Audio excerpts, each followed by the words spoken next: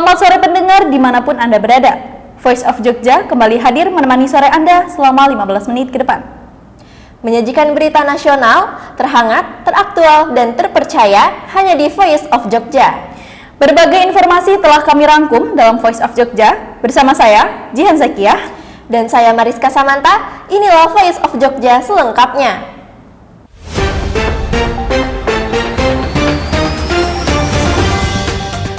Baik pendengar, intensitas hujan yang meningkat melanda sejumlah daerah di Yogyakarta.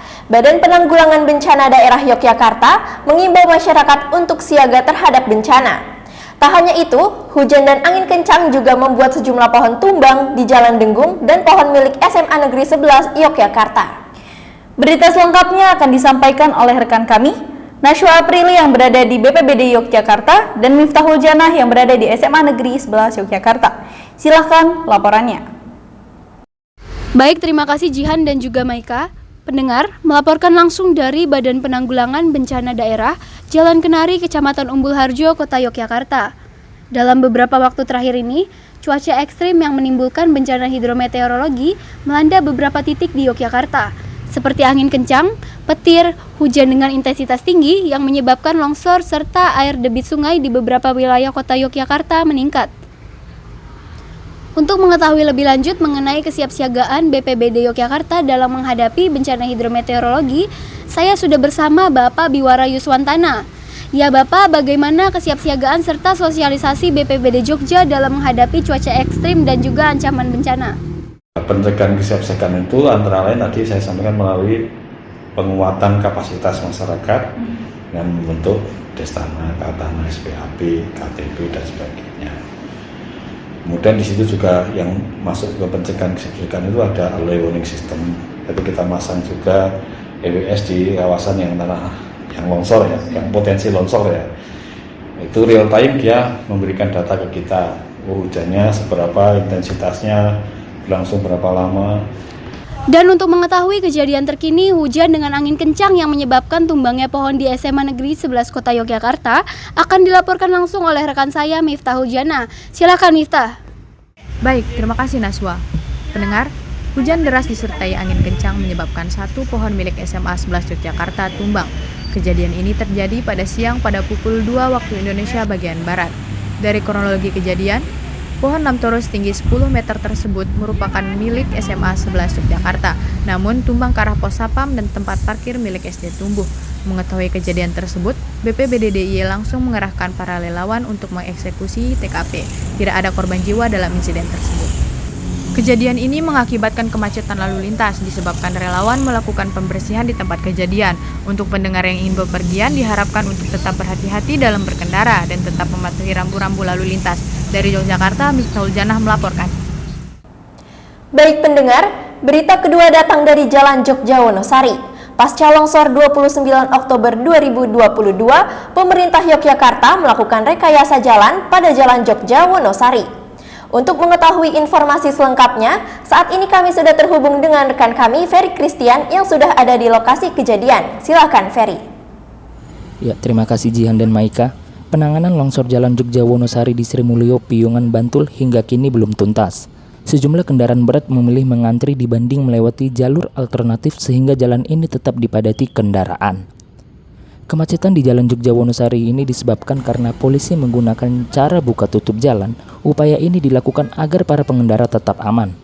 Selain itu saat ini jalan tersebut tengah diperbaiki dan polisi memberlakukan rekayasa lalu lintas untuk kendaraan dengan tonase kendaraan lebih dari 10 ton.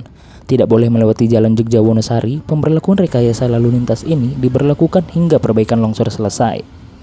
Perbaikan dilakukan di sepanjang 39 meter jalan yang amblas, dengan tinggi longsor hingga 6 meter dengan lebar ruas jalan yang rusak sekitar 2 meter. Sekian dari saya Ferry Christian, melaporkan dari tempat kejadian. Saya kembalikan ke studio. Terima kasih pendengar, Anda masih mendengarkan Voice of Jogja. Seperti yang kita ketahui pendengar, akhir-akhir ini hujan terus melanda sejumlah daerah di Yogyakarta. BMKG mengatakan bahwa puncak musim penghujan ini diperkirakan terjadi pada bulan Desember dan Januari 2023. Ya, benar sekali Jihan, cuaca ekstrim ini juga berdampak pada sektor ekonomi. Bagi pendengar, tetap menjaga kesehatan dan jika Anda ingin bepergian, sedia jas hujan atau payung sebagai antisipasi Anda. Baik, berita selanjutnya masih mengenai dampak cuaca buruk. Pendengar, hujan deras terus melanda wilayah Yogyakarta dan sekitarnya beberapa hari terakhir. Akibatnya sejumlah petani di Prambanan terancam rugi jutaan rupiah karena gagal panen. Informasi selengkapnya akan disampaikan oleh rekan kami, Istiana Bilah. Silakan Bilah. Intensitas hujan yang tinggi menyebabkan debit air di area persawahan Dukuh Karangasem, Kemudo, Prambanan, Kabupaten Klaten meningkat. Kondisi ini membuat cabai yang ditanam para petani busuk dan tidak dapat dipanen. Petani cabai di Karangasem, Gianto, mengatakan tanaman cabai miliknya tumbuh kurang bagus akibat banyaknya air yang masuk ke area persawahan. Tanaman palawija terus terang cabai mungkin jagung kan kurang bagus dampaknya. Ya, misalnya kebanyakan air. Kalau cabai kan nggak mau kebanyakan air. Ya. Gianto mengatakan tingginya debit air ini terjadi karena kontur irigasi dan sawah yang kurang seimbang. Sungai yang terlalu dangkal membuat tidak banyak air yang dapat ditampung sehingga air berpindah ke sawah. Akibatnya, para petani cabai terancam rugi jutaan rupiah. Oh, kalau kerugian ya misalnya ini terus habis gitu ya. Ya kalau dihitung ya modal aja ya. Kalau modal ya antara 1 sampai 1,5. Harga cabai masih kurang stabil hingga saat ini. 1 kilo cabai masih berada di kisaran Rp22.000 hingga Rp24.000 dan dapat berubah sewaktu-waktu. Pendengar, berita selanjutnya datang dari Gejayan, Yogyakarta. Sebuah gapura yang dilewati truk molen di Jembatan Merah Gejayan ambruk.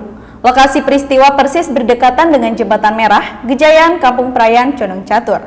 Telah ada reporter kami, Mariska Samanta, yang akan melaporkan berita selengkapnya. Silakan, Mariska. Pendengar, sebuah gapura yang dilewati truk molen di Tugu Jembatan Gejayan ambruk.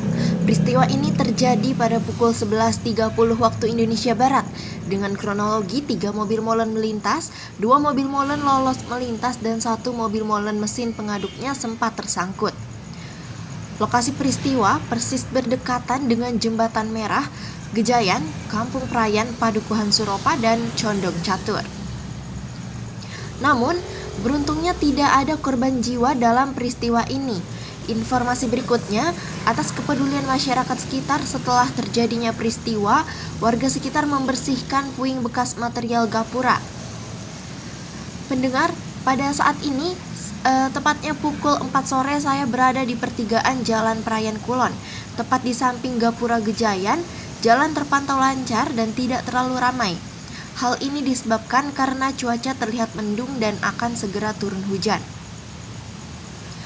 Terlihat di sebelah kiri jalan terdapat tumpukan puing-puing sisa material gapura yang sudah dibersihkan oleh warga sekitar.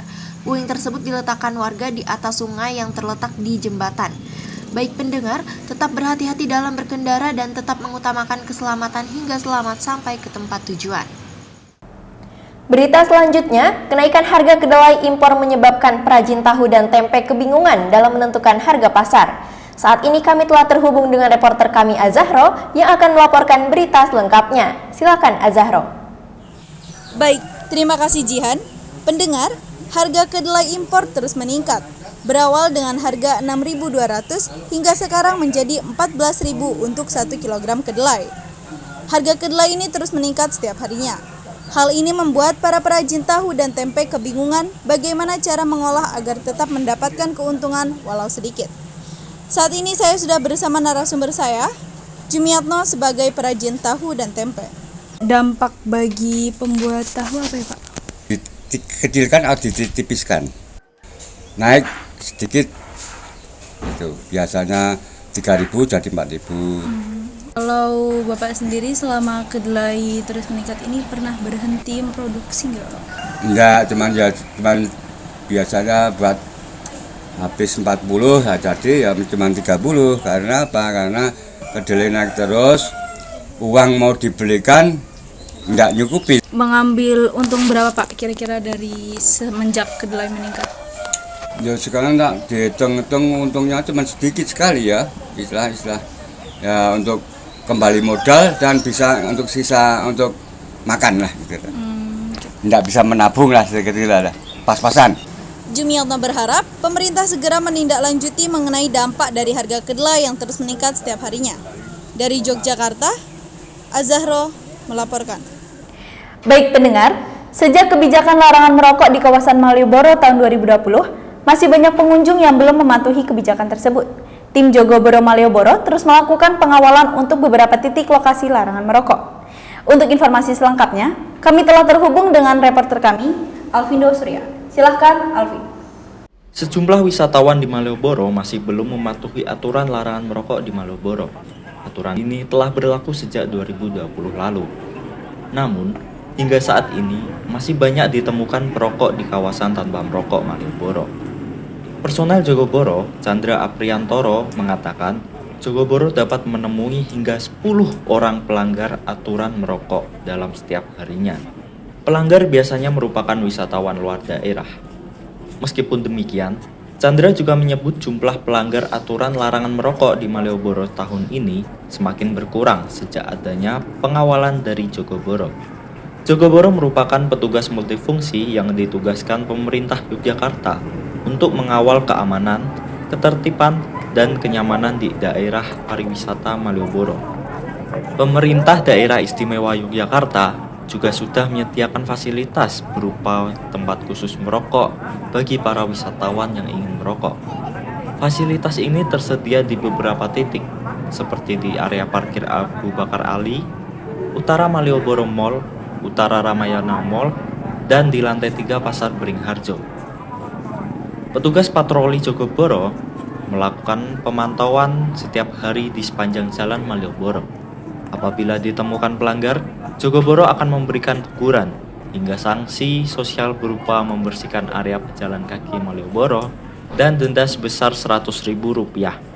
Apabila masih melanggar, sesuai dengan aturan yang berlaku, pelanggar aturan merokok dapat dikenakan sanksi denda maksimal Rp7.500.000 atau 1 bulan penjara.